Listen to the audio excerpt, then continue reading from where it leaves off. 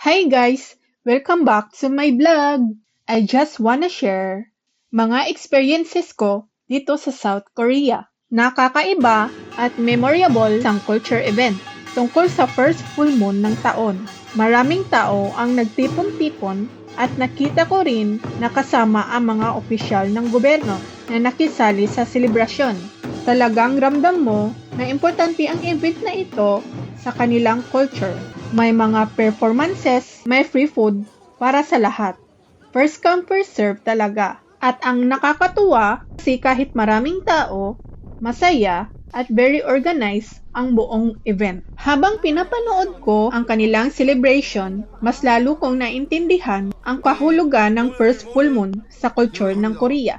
Para sa kanila, ang araw na ito simbolo ng bagong simula, pag-alis ng malas at pagdarasal para sa mabuting kalusugan, kapayapaan at swerte para sa buong taon. Naghahanda rin sila ng iba't ibang pagkain tulad ng beans, kanin at mani na sumisimbolo ng lakas at kasaganaan bilang isang foreigner na nakatira dito sa South Korea.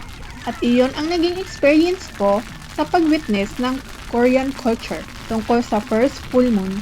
Isang simpleng selebrasyon pero puno ng tradisyon, kahulugan at pag-asa para sa bagong simula. Maraming salamat po sa panonood.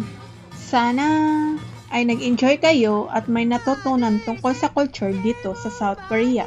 Don't forget to like and subscribe. Hanggang sa susunod kong vlog. Ingat palagi. Bye-bye!